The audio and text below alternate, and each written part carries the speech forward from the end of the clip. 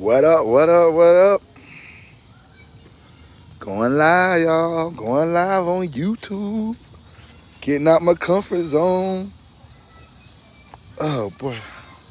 Hope everybody having an amazing day today. I just wanted to hop on here real quick. I'm at the park with my kids. They over there somewhere. Where they at? They over there somewhere. Great parenting, huh? Nah. They having a good time, so I just let them have it, do them. And I just wanted to hop on here real quick and give my little takeaway that I got from a book that we're reading right now in the Higher Learning High Life Book Club. And that book is The 7 Habits of Highly Effective People. Highly effective. So we're on chapter 2. I think this is chapter 2. This is pretty much the beginning of the book, but it's talking about the first habit. And the first habit is be proactive. And inside of that, well, I'm going to talk about that a little bit. So first off, being proactive. Being proactive is being the type of person that doesn't wait for anyone else or circumstances or anything to change before they take action. They are action takers. Proactive people are action takers.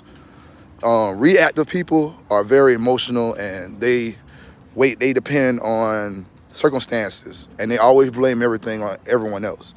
Okay? So be proactive, not reactive. That's the first thing. And then also in this chapter in the proactive habit, it was talking about being a transition person. And when I read it, I was like, oh, it's so right. A transition person, any of us could be that, you know. So I'm gonna give y'all the definition of what a transition person is, okay? So a transition person is someone who's, oh, wait, I'm sorry, let me see, where we at? A transition person is someone who stops the negative tendencies, habits, and patterns of the past, such as abuse, harmful addictions, and neglect in their generation, and instead passes on to their family, friends, and associates more positive habits, patterns, and tendencies. So a transition person is someone who just said enough is enough. Someone who put their feet in the sand and said, hey, that's it. It's a wrap. I'm finna make some changes, and I'm doing it for my family. So when I hear that, I think about people who first person to go to college in their family. No one else went in your family went to college, but you made the decision and you committed yourself to being the first person. That's a transitional person, because now instead of your family being known for not going to college and getting education, higher learning, your family is now known for, hey, we go to school and we get this education. So now that your kids will never know that your family didn't go to college before, because all they see is mom or dad that went to college. So it's like breaking generational curses, pretty much. So that's why I love, like, anyone can be a transitional person. Anyone. Like, it don't matter what you've been through. You could have been abused your whole life. It was talking about it in the book about he was talking to a friend that got abused by his stepdad, and the friend said, you know what? I'm going to be the one that I'm not going to do. I'm not going to be that person. I'm going to love my kids unconditionally, and I'm going to just love on them. So he made a transition from abuse and hurt and pain to love, happiness, and abundance. So he could have also made a choice to be the same way. He could have just said, hey, I was abused as a kid, I'm gonna abuse my kids because that's what I know and that's all I know. So it's cool that you can use your four endowments, your self-awareness, what's your four endowments? Your self-awareness, your consciousness, your imagination, and your independent will. So the self, what is that?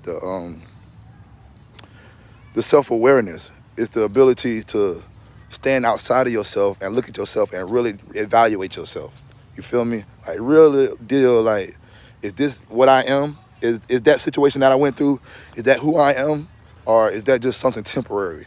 And so that was pretty cool. And and also your conscience, our ability to discern right from wrong. The guy knew that the abuse from his stepdad was wrong. So he could have either just sat in that and kept the party going with that negativity, or he could be like, make that change. And not saying that it's going to be easy, because anytime you make a change, there's always some tension pulling the other way. Like, so it's always something going against you doing not the norm, because the normal is super easy. It's super easy. It's comfortable. That's all we know. We can use that as an excuse. How it goes to be a transitional person, you got to just say, hey, it started with me. And that just like the epitome of what being proactive is. It's like, I'm not going to blame nothing on no one. Everything that happens to me or where I'm at in life is all because of me. Like, I'm not going to say the government is holding me back, or the man is holding me down, or if I had more opportunities, or if the police weren't so rough, or like, it don't matter. It really don't matter.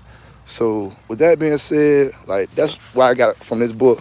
And I just wanted to hop on YouTube real quick and share that with y'all. I'm getting out my comfort zone. This is really not, I usually be behind the camera, so being in front of the camera is kind of new to me, but I'm getting used to it, and I kind of like it. And I love sharing my thoughts with you guys, and I love hearing y'all feedback. Negative, positive, it don't matter. I got tough skin. I just read the 4 agreements, so I don't take nothing personal, y'all. So your opinion is your opinion, and there's nothing wrong with that. So everyone is entitled to their own opinion. So before I get off of here, is one last thing I wanted to say to end this whole chapter that we're talking about being proactive out of the 7 habits of highly effective people. So the author's son had this one little excerpt at the end. I want to read this to y'all, and then I'll get out of here. And I hope y'all have a great rest of y'all day after I read this to you. So, all right. Proactive people are like water. Shake them up all you want, they stay calm, cool, and in control. After all that's been said and written, being proactive comes down to 2 things. First, take responsibility for your life. Second, take initiative. It's that simple. Be an agent, not a victim. Don't wait for life to happen to you, happen to it. Be the driver of your life, not just the passenger. Live out your imagination, not your past. Oh, I just got chills, y'all. Live out your imagination, not your past. Like, your imagination, boy, you already know what time it is. Like, let's go. Tighten up, y'all. So, anywho, I hope everyone has an amazing, amazing day. Y'all finna get used to seeing me on live on YouTube more. And I'm just gonna continue to share. I think my mom was a teacher, and I think I'm making her proud right now by getting on here and then sharing some stuff I learned from the book. So I'm gonna keep making my mom proud, and I'm gonna keep getting on here and blessing y'all with some gems. And I love to get some feedback. I'm gonna share this video, and I would love, love, love to get some feedback and see how you feel about being a transitional person, about being proactive, and about, just living out your dreams. So this is Mr. Highlight Films once again, and this is an excerpt from the 7 Habits of Highly Effective People by Stephen R. Covey. And put some respect on your mind and come join the High Life. Let's go.